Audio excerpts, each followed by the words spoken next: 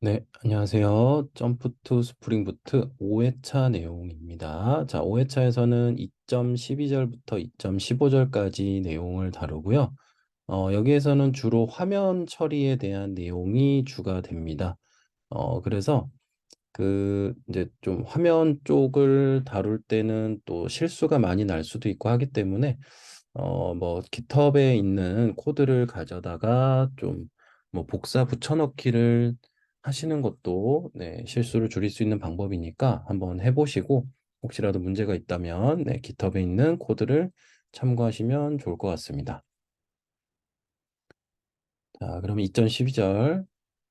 자, 2.12절은 답변 기능입니다. 지금 이제 질문을 등록하는 기능, 이제 질문을 이제 했는데 이제 답변 기능을 한번 만들어 보려고 합니다. 자, 답변은 질문의 상세 화면에서 답변을 등록하도록 하였습니다.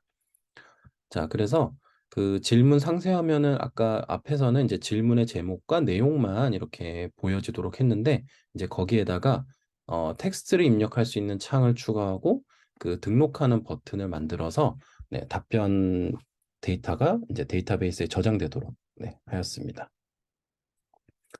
자, 그러면 이제 답변 등록을 하는 내용을 이렇게 폼 태그를 이용해서 사용을 했고요. 자, 액션 값은 answer의 create에 이제 그 질문의 id 값을 같이 넘기고 있습니다. 왜냐하면은 우리가 엔티티 설계에서도 살펴봤다시피 답변은 혼자 만들어지는 게 아니라 어떤 질문에 대한 답변이냐가 중요하죠. 그리고 그 경로상에다가 퀘스천 아이디 값을 또 보내기 때문에 그 앞에서 그 질문에 링크 달았던 것처럼 네, 골뱅이 중괄호 그 버티컬 바 네, 요 표현 또 사용이 됐으니까 주의하시고 자, 여기서도 이제 th 액션을 사용을 했습니다. 이것도 마찬가지로 타임리프 네, 속성이에요. 자, 그다음 텍스트 에어리어를 썼습니다. 이렇게 넓은 창을 가져가기 위해서. 그리고 이제 서브밋 속성을 가지고 있는 네, 등록 버튼을 추가했습니다. 자, 답변 컨트롤러를 추가합니다. 그래서 answer 패키지에다가 answer 컨트롤러를 추가했고요. 자, 이제 create answer라는 그 메서드를 추가를 해서 자, 이제 포스트 매핑. 네, 왜냐면은 여기서 답변을 포스트 방식으로 전송을 했기 때문에. 그리고 이제 그 여기도 이제 공통 URL을 이렇게 빼놨습니다. 리퀘스트 매핑으로. 그리고 퀘스천 서비스를 주입받고 있어요. 그래서 create answer 메서드는 모델 객체를 일단 매개 변수로 했고 그리고 여기 id 값을 가져오기 위해서 패스 베리어블을 사용했습니다. 자, 그 다음에 그 리퀘스트 파람이라는 걸 이용해서 컨텐트 값을 가져오고 있어요. 자, 그거는 여기 앞에서 보시는 것처럼 이 답변 등록 내용 값은 여기 컨텐트라는 네임에 담아서 요 주소로 전송을 하게 됩니다.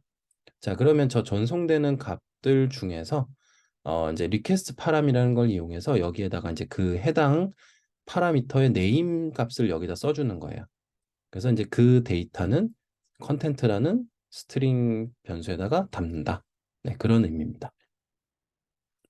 자, 그리고 이제 그 테스트 코드에서도 살펴봤지만 답변 데이터를 등록을 할 때는 그 질문 객체가 필요합니다. 그래서 먼저 퀘스천 객체를 이제 퀘스천 서비스로부터 가져와요. 그래서 퀘스천 객체를 가져왔고요. 그다음 여기다가는 이제 답변을 저장하는 내용을 이따가 써야 되고 자, 그리고 이 스트링 포맷을 이용해서 어, 다시 질문 상세 페이지로 다시 리다이렉트를 시키려고 해서 여기에다가 그 id 값을 직접 써놓기 위해서 네, 뭐 스트링 포맷이라는 방식을 사용을 했습니다. 자, 그다음 이제 답변 서비스 클래스 이제 답변을 저장하는 내용을 만들어야 되는데 자, 마찬가지로 answer 패키지에다가 answer 서비스 클래스를 추가를 했고요. 자, answer 서비스는 answer 리파지토리를 주입받고요. 자, 답변 내용을 추가를 하는 부분입니다. 자, 퀘스천 객체 받아와야 되고 그 다음에 내용을 받아옵니다. 자, 그래서 answer entity 객체를 만들면서 내용, 그 다음에 작성 시간, 그리고 여기 이제 퀘스천을 등록을 해야 되는데 퀘스천은 뭐 그냥 퀘스천 번호나 이런 게 아니라 그냥 퀘스천 객체 자체를 담는다라고 했었죠. 그런 다음에 앤서 레파지토리에 세이브로 전달을 합니다. 자, 그러면 이제 컨트롤러에다가 요 메서드를 호출하는 부분을 추가합니다. 이렇게 answer service.create 그리고 퀘스천 객체와 컨텐트를 함께 보냅니다. 자, 이렇게 해서 답변 기능을 만들었고요. 그래서 여기다 텍스트를 작성하고 클릭을 하면은 DB에 저장이 됩니다. 네, DB에 저장이 되고요. 자, 그러면 이제 저장을 했고 그게 다시 보이게끔 해야 되기 때문에 자, 퀘스천 디테일에다가 이제 이런 내용을 일단 하나 추가했어요. 자, 이거는 뭐냐면 답변이 몇 개 있는지를 알기 위해서 그래서 그 answer list의 사이즈 값을 화면에다가 보여주고 있습니다. 네. 자, 이런 것들이 바로바로 가능한 이유는 그 이제 우리가 엔티티 클래스에서 뭐 one to many, many to one 이런 그 참조 관계를 설정을 해놨기 때문에 퀘스천 객체에서 answer 리스트를 접근할 수가 있는 거죠. 그러면 이제 사이즈 값도 바로 받아낼 수가 있는 거고요. 자, 그 다음에 이제 뭘 했냐면 answer 리스트로부터 이제 반복문을 돌리는 거죠. 뭐 답변이 한 개일 수도 있고 여러 개일 수도 있기 때문에 그래서 그 TH27을 이용해서 네, 답변 리스트를 이렇게 출력을 해주고 있습니다. 자, 그래서 답변의 개수가 보이고 그 답변 목록이 이렇게 보이게 됩니다. 자, 한번 실행해서 한번 확인해 볼게요.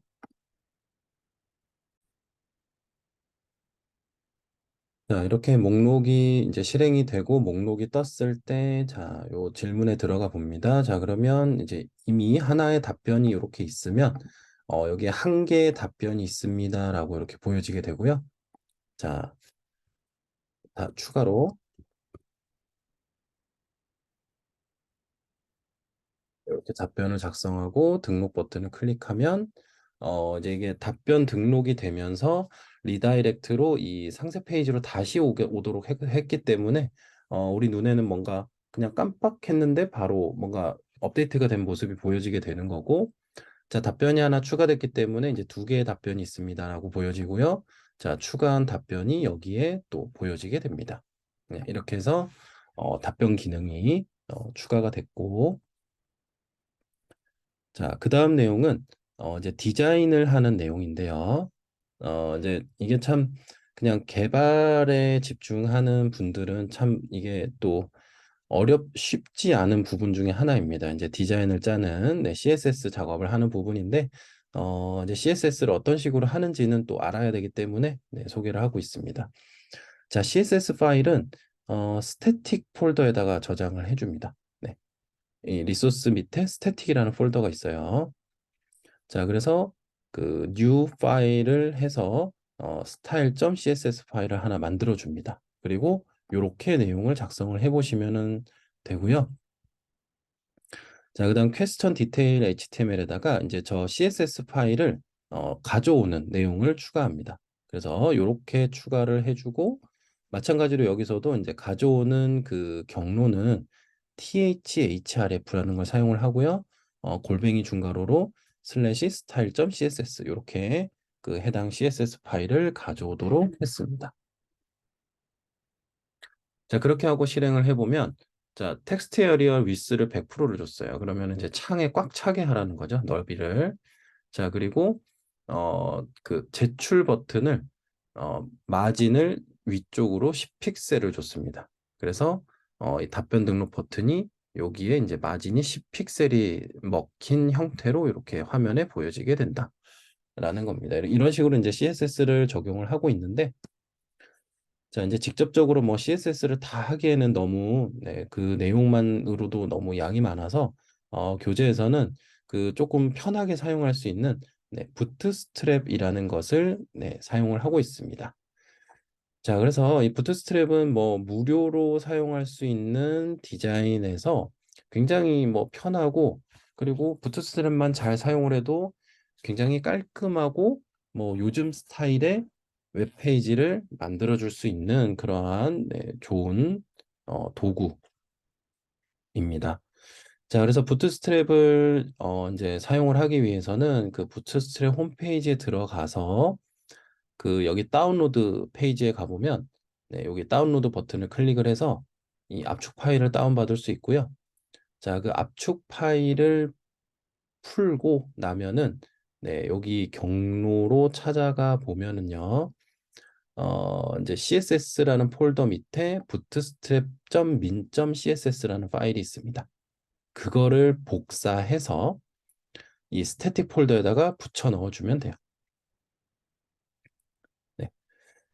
그래서 뭐 이거를 직접 이 경로에다가 붙여 넣는 것보다는 네, 이 파일을 복사해서 그냥 우리 STS에다가 네, 드래그 앤 드랍으로 파일을 이제 던져 놓으면 네, 이런 식으로 파일이 들어가게 됩니다.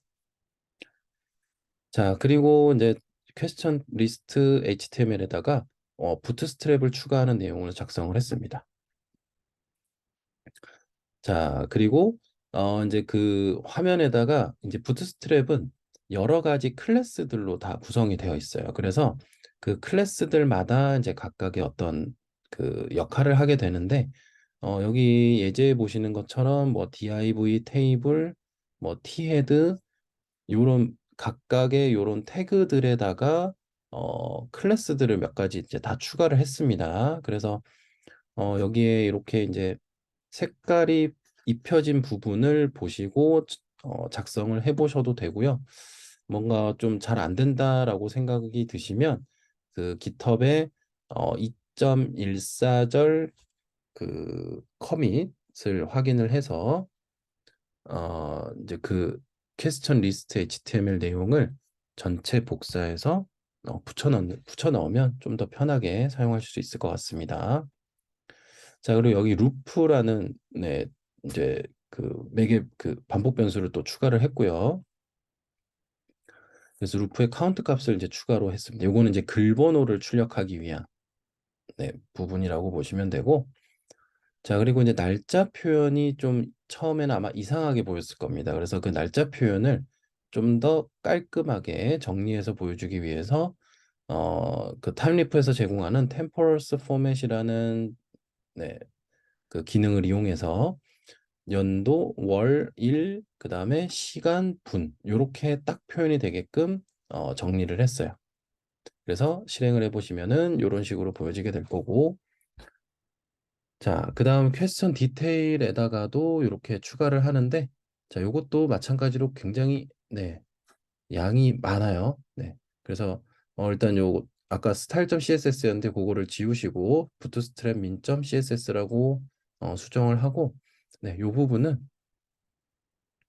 어, 그 내용을 뭐 직접 작성해 보시는 게 제일 좋은데 만약에 이제 작성했는데 뭔가 교재처럼 나오지 않는다 그러면은 깃허브에 있는 내용을 참고하시면 되겠습니다. 자, 그래서 대부분이 이제 어떤 클래스들이 다 적용이 이렇게 됐어요. 네, 클래스들이 다 적용이 됐으니까 보시면서 네, 잘 적용해 보시기 바랍니다. 자, 그래서 이렇게 해서 이제 상세 화면을 본 건데 이런 식으로 네, 뭔가 조금 더 정리가 되고 네, 좀 더 보기에도 편한 네, 그런 형태가 되었습니다. 자, 그러면 실습으로 한번 간단히 살펴보도록 하겠습니다. 자, 네, 실행을 해서 리스트를 들어와 보면 이렇게 이제 표에 들어가 있는 형태로 나와지고요. 번호도 표현되어 있고 작성 일시도 연도, 월, 일, 시간, 뭐 분 이렇게 보여지게 됩니다. 자, 그리고 상세 화면을 한번 들어가 보면은 네, 이렇게 어 이제 질문 내용이 이렇게 있고 작성 시간이 이렇게 표현이 되어 있고요. 그다음 답변이 있다. 그다음에 답변 하나하나가 이렇게 카드 그 형태로 이렇게 보여지게 됩니다. 그리고 이렇게 작성 시간도 다 기록이 되어 있고요. 그리고 답변 등록하는 부분도 네, 뭔가 좀 더 네, 눈에 보기가 좋고 답변 등록 버튼도 이렇게 색깔도 들어가 있는 형태로 잘 적용이 된 것을 확인할 수가 있습니다. 그러니까 이 디테일이나 이런 부분들을 보면은 네, 이렇게 양이 꽤 많아졌어요. 꽤 많아졌고 하기 때문에 이런 어떤 클래스들이 들어갔는지를 좀 잘 보시고 그리고 여기 클래스마다 사이사이에 그 공백을 주는 부분들은 반드시 지켜야 됩니다. 네. 이게 이제 요 클래스와 요 클래스 두 가지 클래스를 동시에 적용한 형태다라고 보셔야 되기 때문에 띄어쓰기도 중요하다라는 거 주의하셔야 되고요. 자, 그래서 마지막 이제 표준 HTML 구조로 변경하는 부분인데, 원래는 이제 HTML 구조라는 거는 이렇게 시작을 하고 HTML 태그가 있고 헤드, 헤드 끝나고 그 다음에 바디, 바디 끝나고 그 다음에 HTML 끝나고 요게 이제 기본적인 구조죠. 네. 자, 그런데 이제 이 타임리프를 이용해서 이거를 다 모든 파일에다가 반복적으로 쓰기보다는 이제 좀 구조적으로 써보자라는 내용입니다. 그래서 그 layout.html이라는 파일을 하나 만들어요. 이게 이제 어떤 부모가 되는 그런 파일이라고 보시면 되고요. 그래서 여기에는 이제 기본적인 HTML 구조를 다 작성을 해놨습니다. 자, 그리고 사용하게 되는 부트스트랩 링크, 그 다음에 뭐 CSS 링크, 요것도 다 추가를 해놓고요. 그리고 이제 뭐 퀘스천 디테일이나 퀘스천 리스트 같은 경우는 이제 바디에다가 어떤 내용들을 쓰는 부분들이기 때문에 이 레이아웃은 말 그대로 틀만 잡는 부분이에요. 그래서 바디에다가는 이제 각각 파일들이 여기 자리에 올 거다라는 그 자리만 잡아 놓는 겁니다. 자리만. 네. 그러면 어떻게 보면 이거를 상속받는 다른 파일들이 요 자리에만 자기가 필요한 내용을 작성해주면 이제 나중에 뭐 추가적인 자바스크립트나 뭐 CSS나 이런 것들이 추가되더라도 이 레이아웃만 수정을 해주면 다른 파일들은 그걸 그대로 그냥 사용이 된다라는 거죠. 그래서 굉장히 더 그 수고로움이 줄어드는 네, 그런 장점이 있습니다. 자, 그러면 퀘스천 리스트에서 이제 상속을 받으려면 이제 얘가 따로따로 부트스트랩을 사용할 필요는 없기 때문에 이 부분은 지워주면 되고요. 자, 그리고 이제 요 레이아웃, 데코레이트, 뭐 레이아웃 요런 내용들을 이제 쓰는 건데 요게 바로 그 이제 내가 상속받는 파일을 의미한다라고 보시면 되겠습니다. 그러니까 부모를 지칭해 준다라는 거예요. 자, 그리고 이제 요 부분 아까 여기서 작성했던 이제 바디 부분 요 부분에다가 이 div를 하나 추가를 해서 레이아웃, 프래그먼트, 컨텐트라고 이렇게 작성을 했습니다. 자, 그래서 이제 컨텐트란 이제 이 부분을 이렇게 작성을 하겠다라는 내용이에요. 그래서 이제 요렇게 지금 여기 색깔 칠해진 요 두 부분만 추가를 해준다면은 모든 파일에서는 이제 다 이런 형식으로만 잘 작성을 해주면 되는 겁니다. 그래서 이 윗부분은 전혀 신경 쓰지 않아도 된다라는 거죠. 자, 퀘스천 디테일하다가도 이렇게 작성을 추가했습니다. 자, 바디 부분은 이제 그대로 그냥 두면 되고요. 아까 앞에서 했던 내용을 그대로 유지하고, 네, 요 부분만 추가해주면, 네, 끝이 납니다. 자, 그렇게 해서 이제 실행을 하고, 뭐, 이 페이지의 구조를 한번 살펴보면은, 그냥 레이아웃에 갖고 있던 내용들이 그대로 다 반영이 되어 있는 걸 확인할 수가 있습니다. 자, 이렇게 해서 이제 CSS까지 적용해서 뭔가 이제는 겉모습은 그래도 좀 볼만한 형태로 만들어서 이제 진행을 하고요. 이제 점점 뒤로 갈수록 이제 기능들이 계속 추가될 예정입니다. 자, 그러면 이상으로 5회차 내용을 마치도록 하겠습니다. 감사합니다.